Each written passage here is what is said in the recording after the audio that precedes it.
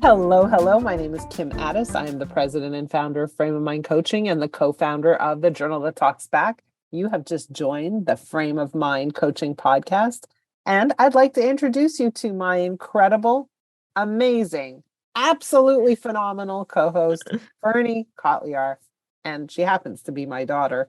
Fernie, welcome. Hello. I must be on the best podcast ever if I get that kind of introduction. You are on the best podcast ever. In fact, we're starting to get some feedback from our listeners, which is really nice. They are sending us messages that they are listening. And so that for whoever of you have done so, thank you so much. Keep doing that. We want to hear from you. We love the feedback. We want to know what you want to hear about. And we're so grateful and happy that you are listening. Keep listening and keep letting us know what you want. Fernie, how are you today? I'm great. How are you? I'm good. It's the weekend coming up, and I am looking forward to a couple of days off, but I'm also looking forward to seeing you. So that'll be fun. So what do you want to talk about today? So today I wanted to talk about the topic of indecision. I know for me that sometimes I'll have two really trivial things that I cannot decide between. And I just feel so ultimately torn between the two. And I know that either way, it's going to be fine. Doesn't really matter what you decide. But I don't know. I just can't get rid of that feeling of like missing out, the feeling of what if I make the wrong decision, the feeling of I should have done the other thing. So how do I kind of deal with that? How do people deal with that? You want to give us an example? Yeah, sure. So for example, 2 summers ago, I have this old bike. I have had it since I was like 16. It's a teenager bike. It's too small. It's, pretty old and not great, like at all. Like the gears are broken and just a mess, but it works. And so I was living in Montreal for the summer, coming back to Toronto to start my master's at the time. And I did not know whether I should get a new bike or if I should fix my current bike. My dad had offered to pay for a new bike, but I was worried that it was going to get stolen because we're in the city. I was worried that I would have to transport it by the end of the summer to Toronto, which would be a pain. I was worried that it was going to be expensive. I didn't know what I wanted. I would have to do the research to get it, but I also wanted a new bike because mine sucked. And I just felt so torn. And it's such a stupid thing. Like it's such a small decision, but yeah. I really felt very torn about what to do. Wow. And this is 2 years ago? 2 summers ago. Yeah, not this summer, but the summer before. So like a year and a half.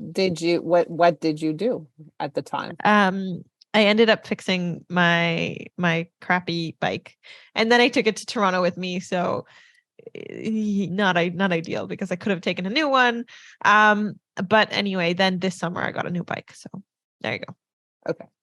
So I mean, it's an interesting problem to have because as I listen to it, for me, like the solution for me, had I been in your shoes, it would have been an absolute no-brainer. If my father wanted to buy me a new bike, I'd be like, amazing, let's go.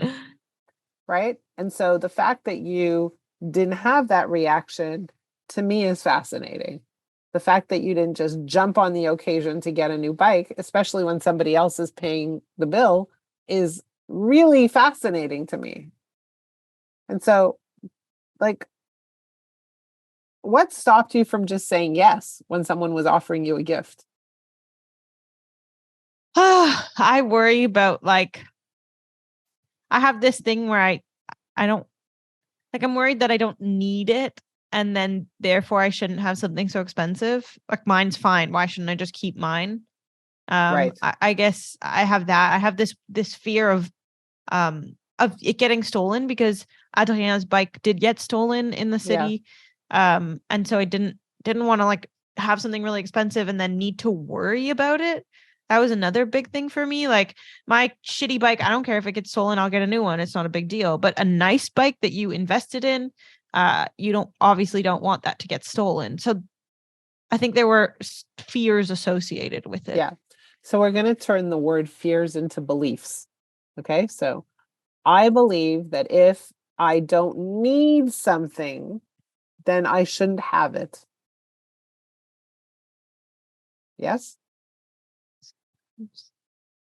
Sometimes. Can you say that a little louder, please? I said sometimes. Okay, so and where does that come from? It certainly doesn't come from me. Who knows? Who knows? So you have a belief, and I don't know if that's around like deserving something new, or that's around, your environmental orientation, or it's around, like what is that about exactly?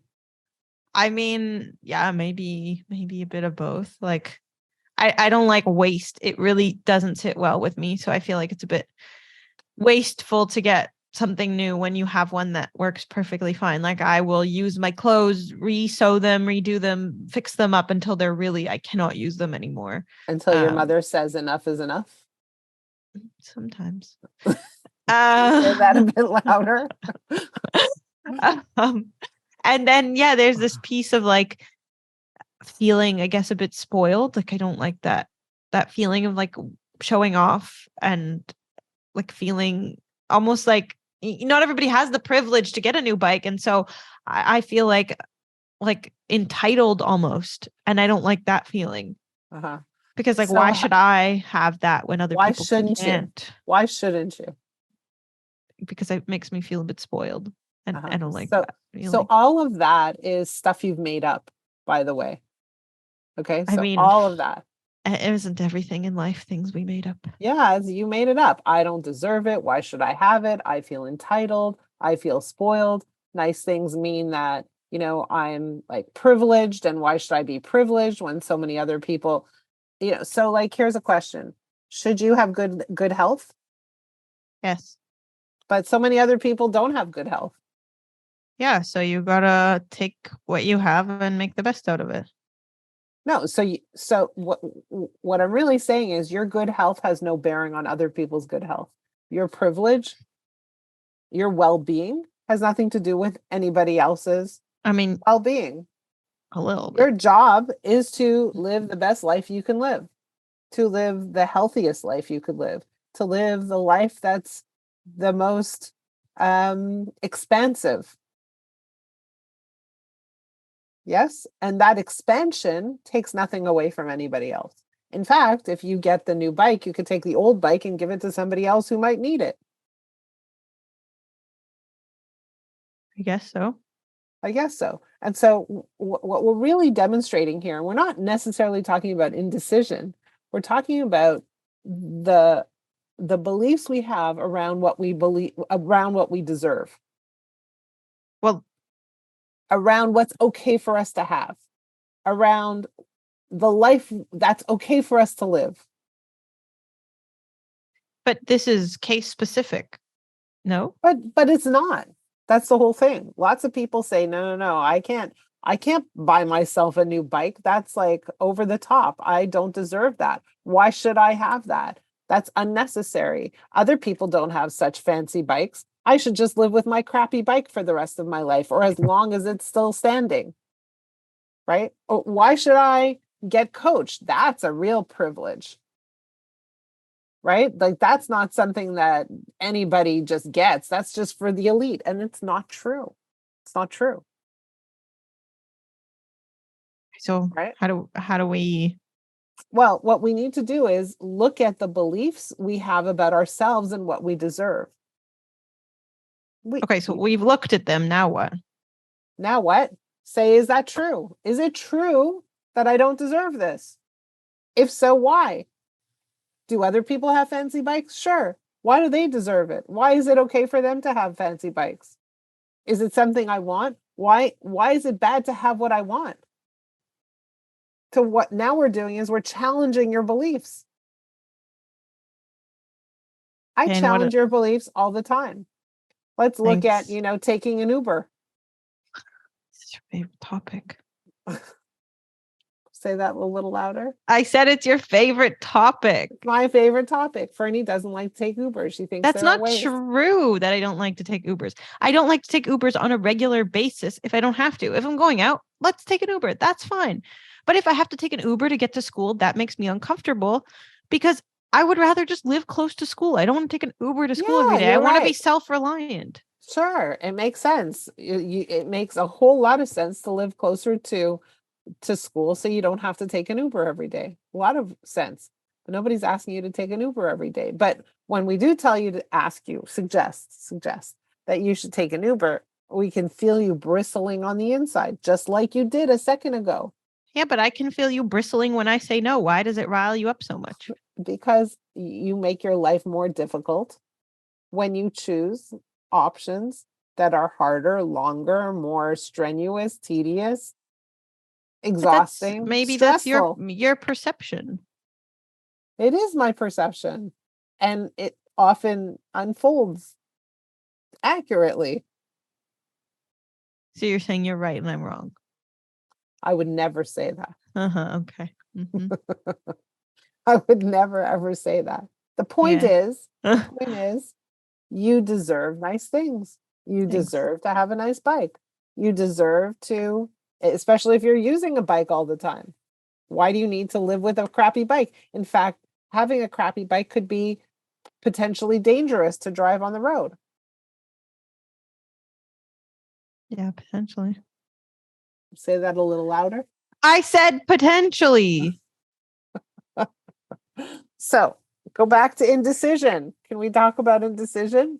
Yeah, let's apply it to other people this time. Okay. So why are people indecisive? Because they have a set of beliefs about two options, Or three.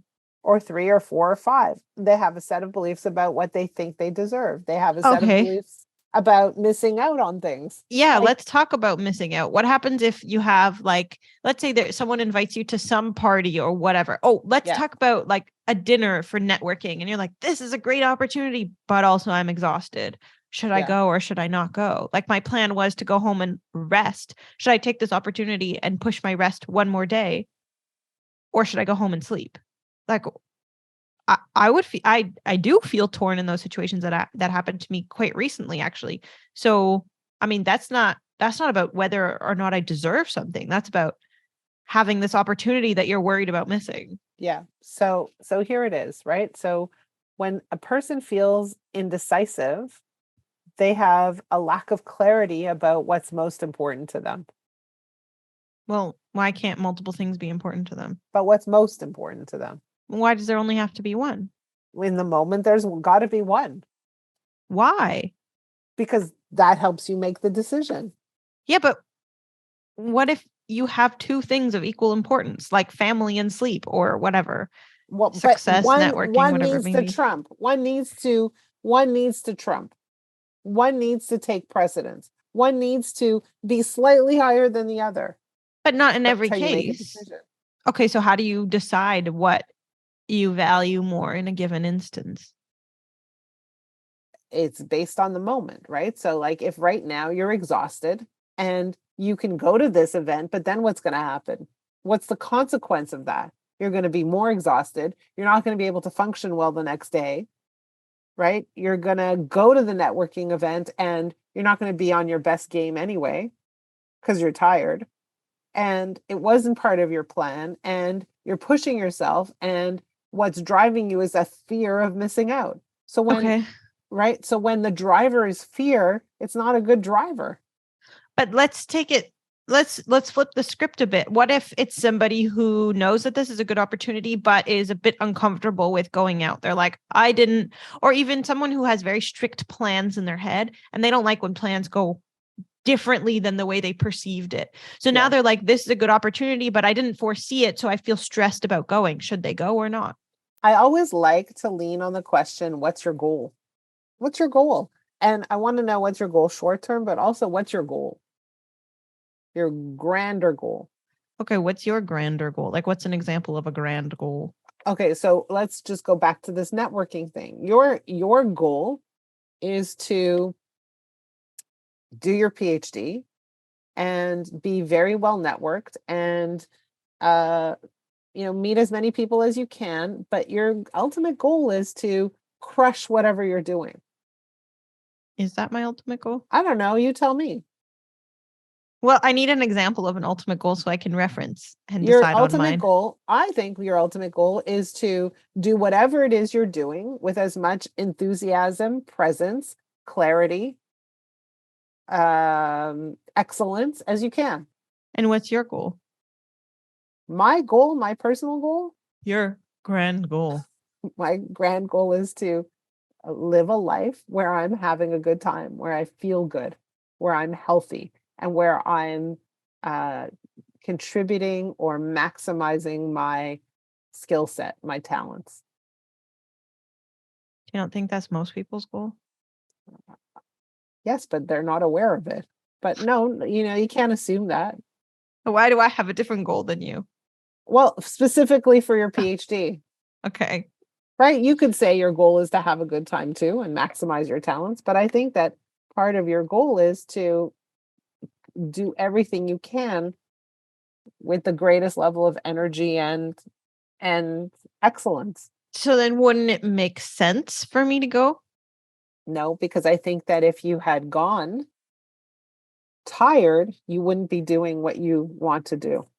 Then you're But not if doing everything with presence, energy, and excellence. You're not. Because now tomorrow you're tired and you're not present, excellent, or energetic. but I guess the line is very fine, right? Like how tired are you to make this bad? Like that line is very fine. And when you're walking on that fine line, it's hard to make a decision because both options provide you something you want. And so that's where the question of indecision comes in, for me at least. How do I know which one is more valuable? Because they both provide value of different kind of value.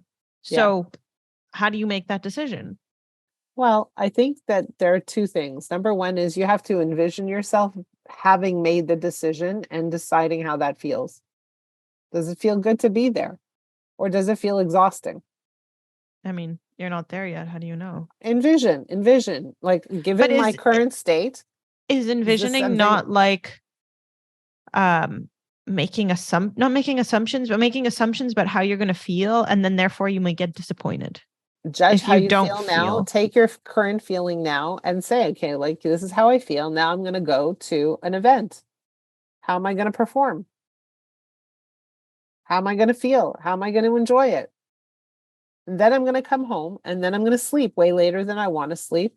And now envision that. Envision having to wake up early because the people that you live with above you wake you up at 6:40 in the morning.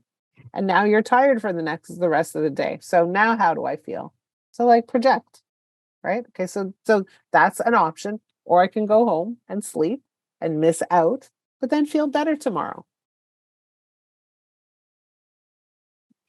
But I guess the idea is like, if I understand in this specific case, but in a case where the line is thinner, Thinner. yeah, like if you're not that tired, you're only kind of tired, like one of those things.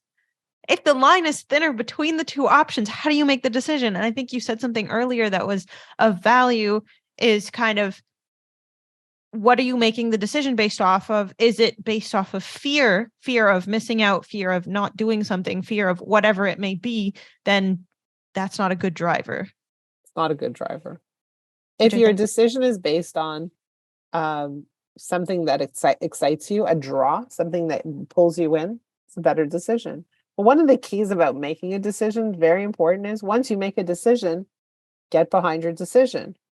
Don't contemplate the other decision anymore. It's over. why is Get that behind so your important? position full force, because then whatever decision you make, you're not going to enjoy the experience. When you're always, it's kind of like getting married, right? Once you get married, be in your marriage. Don't look at your other options, Rip. right? Yeah. Like, right? Yeah, don't do Be in your that. marriage. Focus on the person you're married to. Yeah. Make this marriage the best marriage. You've already made the decision, so now put all of your force and energy behind your decision. Don't have Mhm. one land in this marriage and the other land in being single. Doesn't work. That will make your decision a failure. Yeah, So absolutely. put your full force behind your decision. And the other thing is, and I just want to say this, there are no wrong decisions. Every decision is an okay decision as long as you get behind your decision. But Right. sometimes when you have some options, you want to look at a few things. Is it healthy? Is it engaging for me? Is it aligned with my values? And does it lead to a goal? That's actually the HEAL formula, by the way. H, is it healthy? E, is it engaging? Does it draw me in? A, is it aligned with my values? And L, does it lead to a goal or an outcome I'm looking for? Very cool. So that's how we make decisions. And so, Should have for led with you, that. so the question for you is, in the case of going to this thing, what's a higher value, networking or taking care of yourself? Oh, when you put it that way. You can decide. Nice. Yeah. It's like, All do you right. want to be healthy or do you want to go out with friends? Some people will want to go out with friends. No brainer. Okay. And here's the thing. If something's a no brainer, do it. But if suddenly you're like, hey, I don't feel like doing this, it's not a no brainer anymore. So that's something you need to pay attention to. Don't just do it because you're supposed to do it. Don't do it because you have a fear of missing out. Don't do it because everybody else is doing it. Do it because it's good for you. Fair enough. And sometimes something that's good for you today might not be good for you tomorrow. And that's okay. Like I could stay up really, really late watching a movie tonight until, 2 o'clock in the morning, but tomorrow I have Saturday. That probably isn't a wise thing for me to do on a Sunday. Fair enough. Right? When I have to wake up and get ready for work and everything else. So situational appropriateness is also at play here. Very true. Very true. All right. For those of you who have trouble making decisions, it's a good conversation to have. What's the driver of your decision making? Are you making decisions out of fear, or are you making decisions that are healthy for you? Think about that. And if you'd like to discuss that, I'd love to have a conversation with you. Go to frameofmindcoaching.com and schedule some time to talk. We have complimentary coaching sessions available, and I'd love to explore some of the things that plague you.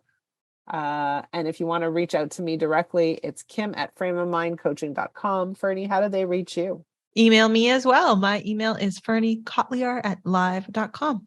All right. Make good decisions, Fernie. We'll see you next week. Thanks, Mom. Bye. Bye.